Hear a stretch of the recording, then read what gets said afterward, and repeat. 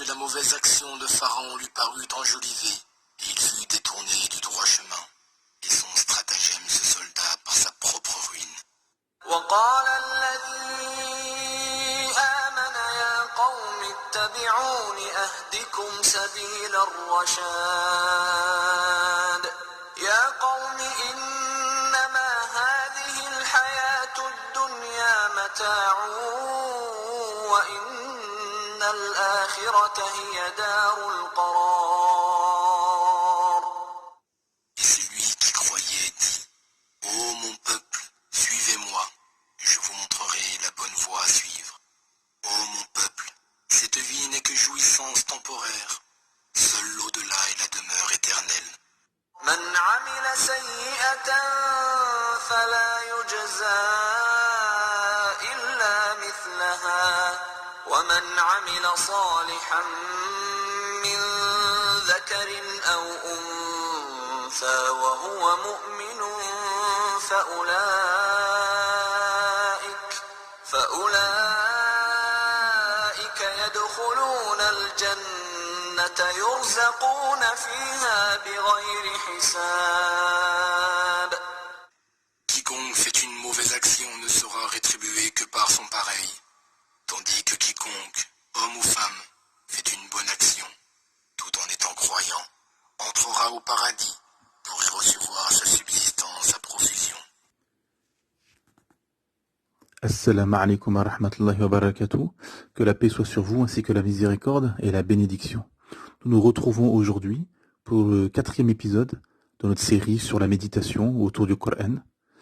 Et après avoir médité sur des versets et sur des sagesses, nous allons méditer aujourd'hui sur un récit prophétique.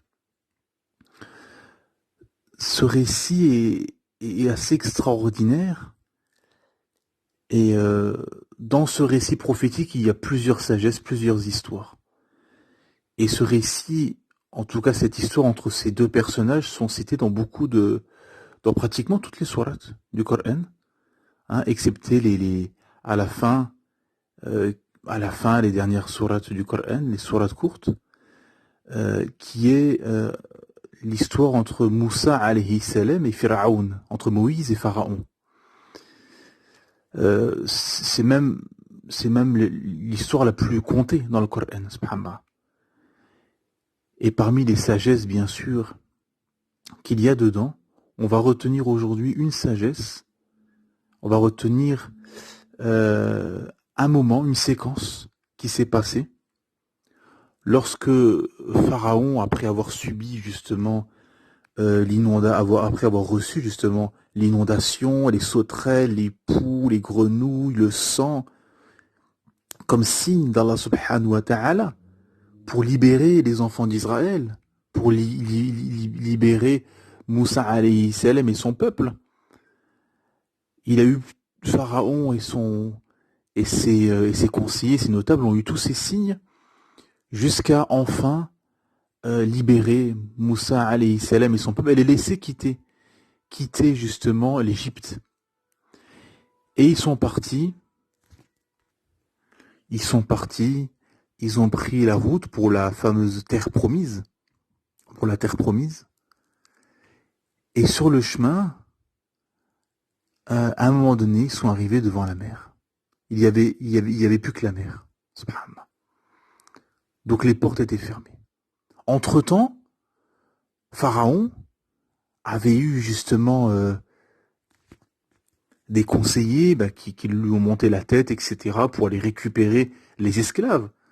Parce que les enfants d'Israël étaient des esclaves sous le règne de l'Égypte, du royaume d'Égypte. Hein.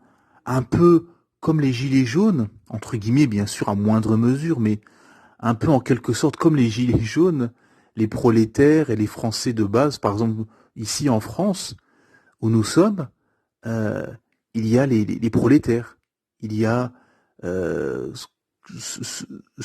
comment dire, qu'on identifie maintenant aux gilets jaunes, les gens un peu pauvres, smicards, chômeurs, avec des petits salaires, etc. et tout, et qui étaient oppressés par un tyran, par un système tyrannique. Et là, c'est ce qui se passait avec les enfants d'Israël.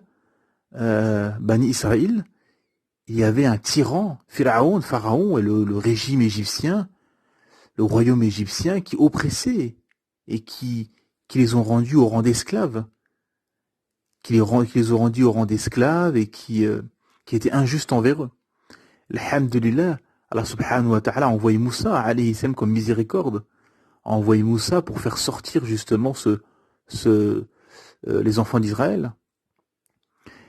Et donc ils sont arrivés à la mer, il n'y avait plus d'autres passages, les portes étaient fermées, et entre-temps Pharaon et ses notables ont pris la route pour aller récupérer les enfants d'Israël et pour aller à leur trousse. Les savants et les historiens disent qu'il y avait plus ou moins, que Pharaon est venu avec plus ou moins une armée d'1 million d'hommes. Allahu Akbar, subhanallah. Et arrivé, bien sûr, chez les enfants d'Israël, il y avait des gens qui étaient corrompus. D'ailleurs, on le sait après par la suite, certains ont pris le veau d'or comme idole, etc. D'autres se sont retournés. On sait quand Moussa alayhi salam, Moïse est parti dans la montagne pour recevoir la loi divine, entre-temps, il y a eu de la corruption, etc. Et ils ont pris un veau d'or, un veau qu'ils ont érigé comme divinité, wala'iyadu billah. Ils sont tombés dans le shirk. Et son frère, le frère de Moussa, Moïse alayhi salam, Haroun, qui était coincé. On a ce passage où justement Moussa alayhi salam, quand il est venu, il était en colère, et il a tiré son frère. Il l'a tiré, etc. Et il était en colère. Et donc parmi les Bani Israël, il y avait des gens qui étaient corrompus, qui avaient le cœur malade.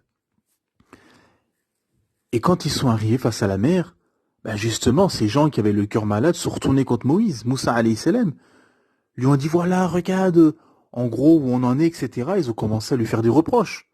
On est coincé, etc. Voilà où tu nous as amenés, etc., etc. Alhamdulillah, Moussa alayhi salam a placé sa confiance en Allah subhanahu wa ta'ala. Et il savait qu'Allah subhanahu wa ta'ala était avec lui. Et il a patienté, et il a placé sa confiance en Allah subhanahu wa ta'ala. Et le miracle s'est produit. Le miracle que tout le monde admet, que toute communauté, tout croyant dans le monde admet ce miracle incroyable où la mer s'est ouverte pour Moïse alayhi salam et son peuple. Allahu Akbar. La mer s'est ouverte. Premier miracle. La mer s'est ouverte. Allahu Akbar. Subhanallah azim. Seul Allah subhanahu wa ta'ala peut ouvrir des portes quand tu es coincé. Quand tu es pris au piège et que tu te dis c'est fini, je suis coincé, c'est la perte, c'est ma propre perte qui s'annonce. Et voilà, la lumière divine descend, les portes s'ouvrent. Subhanallah al-Azim. Et Allah Ta'ala n'abandonne pas ses serviteurs, les gens pieux et les gens sincères. Si tu es pieux et sincère, Allah Subhanahu wa Ta'ala t'abandonnera jamais. Subhanallah. Et le deuxième miracle, c'est que quand Pharaon et son armée est rentré dans la mer s'est refermée sur eux, sur les ennemis d'Allah Ta'ala, sur les ennemis de Moussa alayhi salam et finalement sur les ennemis de l'islam. Car l'islam est la religion intemporelle et la religion de tous les prophètes. Tous les prophètes étaient musulmans. Et ce qu'on va retenir aujourd'hui, dans cette sagesse, dans ce récit prophétique, c'est que quand tu crois que toutes les portes sont fermées, qu'il n'y a plus d'issue, il n'y a plus de possibilité de s'en sortir et que tu crois que tu es coincé et que tu es pris au piège, eh bien Allah subhanahu wa ta'ala peut t'ouvrir des portes que tu n'imaginais même pas dans tes plus beaux rêves. Tu pouvais jamais imaginer que cette porte s'ouvre, elle s'ouvre pour toi. Subhanallah azim. La lumière divine descend. Et Allah subhanahu wa ta'ala t'ouvre des portes inespérées. Mais à condition, elle est là aussi la sagesse et la compréhension.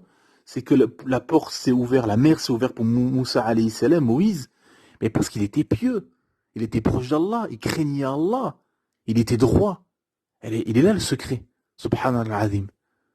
Vous voyez, on peut pas dire, ah mais moi j'ai des portes qui me sont pas ouvertes, etc. Ouais, mais t'en es où dans ta relation avec Allah Ta'ala? Tu fais tes prières?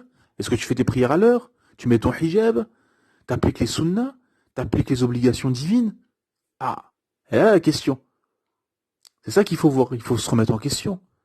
Il faut se regarder les textes et regarder ce qu'on fait. Est-ce que on fait ce qui est en concordance avec les textes, ou plutôt on essaie de ramener les textes pour qu'ils soient en concordance avec nos passions? Wal'iyadu billah. Elle est là la nuance et la différence. Elle est là la compréhension. Donc, pour justement que les portes s'ouvrent, il faut être pieux, craindre Allah, se rapprocher d'Allah subhanahu wa ta'ala, avoir une proximité avec Allah ta'ala, être sincère avec Allah ta'ala. C'est quoi ta niya? Quand tu as un projet, quand tu te lances dans quelque chose, c'est quoi? Elle est où ta niya? C'est quoi ton intention? C'est quoi ton intention dans ce projet? Qu'est-ce que tu veux faire? Hein? C'est pour la face d'Allah? C'est pour élever la parole d'Allah Ta'ala? C'est pour propager l'islam? C'est pour augmenter ta science et ta foi? C'est pour faire la da'wah? Pour propager l'islam? Pour élever la parole d'Allah Subhanahu wa Ta'ala? Ou bien c'est pour tes passions? Ou bien c'est pour ton intérêt? Ou bien c'est pour ta petite clique mafieuse que tu connais? Hein? Pour certains qui sont au pouvoir, hein, qui sont au pouvoir juste pour une petite clique de mafieux, d'oligarques ou de technocrates, hein, ou pour sa famille, ou comme dans certains pays, malheureusement, même musulmans, où on met telle personne ministre parce que je la connais, pas parce qu'elle est compétente, parce que je la connais, je mets lui à ce poste-là parce que c'est mon cousin, parce que lui, voilà, les pots de vin, etc. C'est pourquoi que tu veux le pouvoir. C'est pourquoi que tu fais cette chose. Pour quelle raison tu te maries avec cette femme? Pour quelle raison tu te maries avec cet homme? Pour quelle raison tu fais des enfants? Pour quelle raison tu vas dans ce pays? Pour quelle raison tu travailles dans cette société? Pour quelle raison tu te lances dans tel ou tel projet? Elle est là la question. C'est pour élever la parole d'Allah, fi sabilillah, pour faire da'wah, ou bien c'est pour tes intérêts, pour ton ventre et pour tes passions? Elle est là la question à se poser. Et la sagesse qu'on va retenir, c'est que la mer s'est ouverte pour Moïse alayhi salam. Donc les portes peuvent s'ouvrir pour toi, Inch'Allah bi'idhnillah, si tu es pieux, sincère, tu crains Allah, subhanahu wa ta'ala. N'importe quelle porte, les plus inaccessibles, peuvent s'ouvrir pour toi, comme la mer s'est ouverte pour Moïse alayhi salam. Subhanakallah wa hamdik, shadu an la ilaha illa ant, astaghfiruka wa atubu ilayk.